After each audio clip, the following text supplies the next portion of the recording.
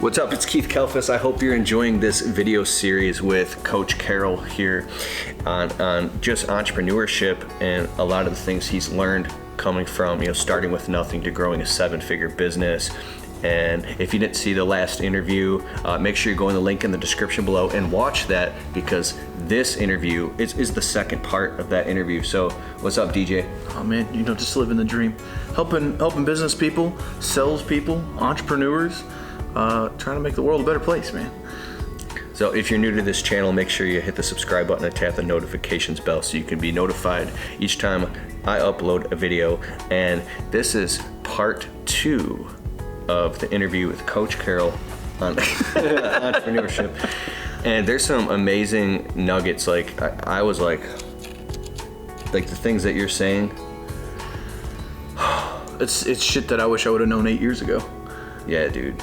I might have my jet by now. Yes. All right, so with that being said, enjoy the interview. So, taking the leap, going into the gray space, being uncomfortable, what is, then you must have some life purpose or vision that is drawing you to do that. Talk about that. Actually, I just talked about this with my mom the other day, because I told her that most average people, like just things that they value, don't put the same amount of value on them. And I think it's because I really think I can make a fucking dent in the universe and change lives. Did you know that 3 out of 4 people on death row were in foster care at some point in their life?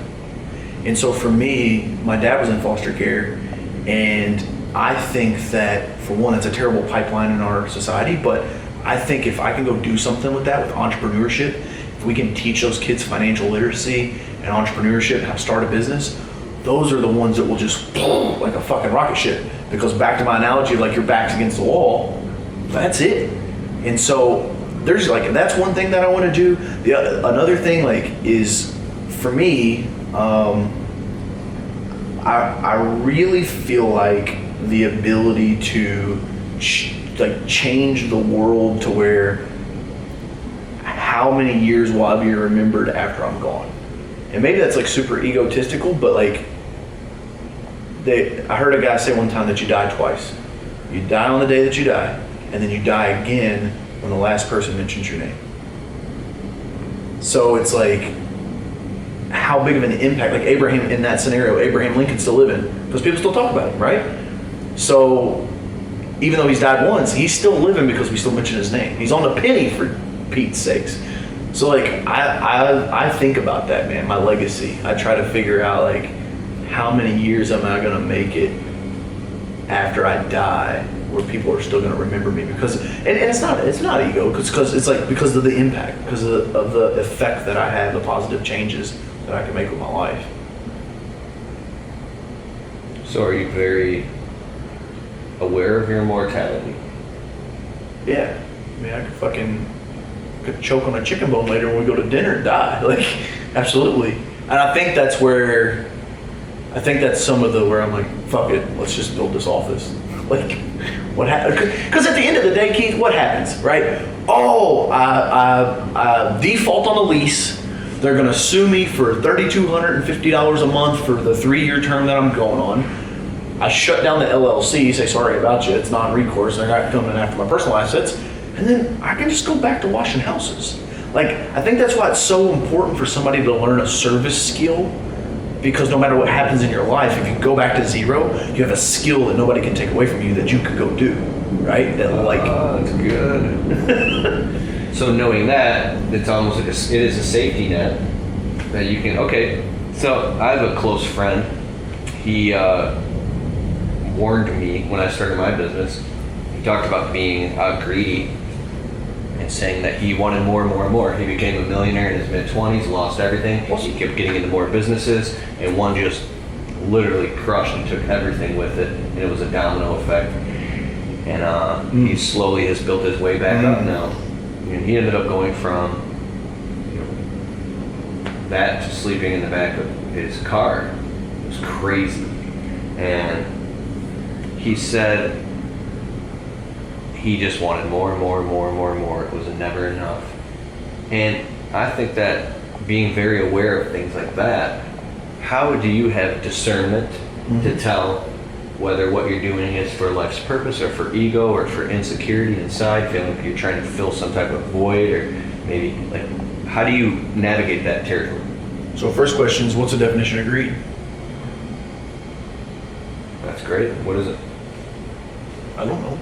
I don't. Pursuit of gain or personal gain.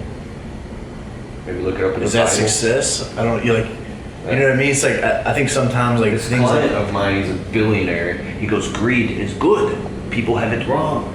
Greed creates businesses and creates jobs and creates new things. It is good to be greedy. What's the difference? What's the difference between greed and ambition? Like you know, like. The only time I can think like greed is being bad is if it's at the expense of someone else, right? Like if you're just or if you're just doing it to accumulate money, like I just want to see my bank account grow.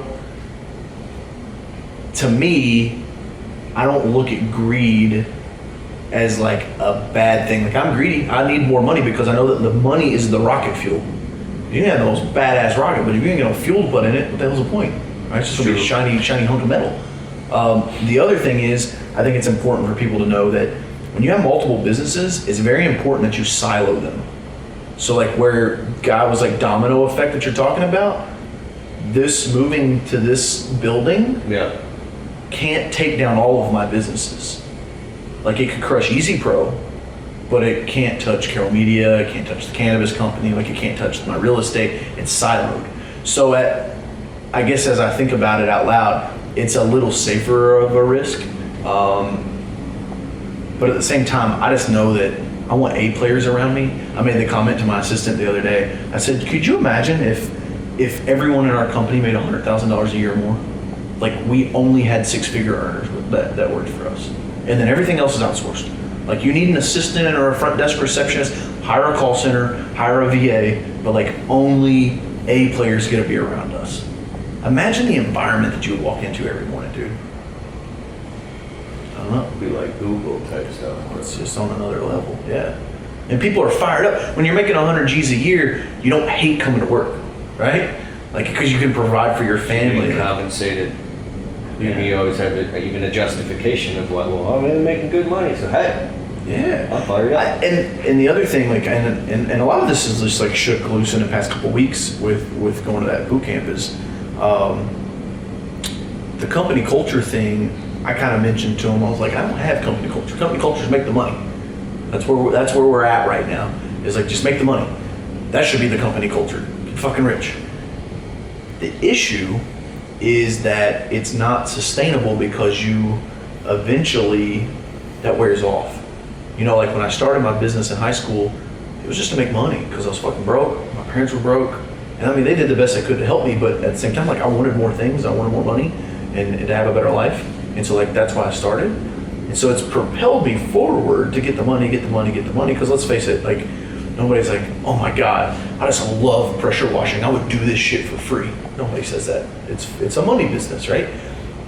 But I think with the company culture, if you can put culture in there and have your values, like we have core values now. I've never had those, dude. I've operated for over a decade with no company core values. And so I'm just excited. I'm nervous and I'm scared, but at the same time, I'm also excited because I'm like, one of our goals with building this new office, I told my assistant, I said, I want us to make the list, the Louisville Business Journal list here in Louisville next year as one of the top places to work. We need to be on that list. Because imagine if you're on that list. Now imagine who wants to come work for you.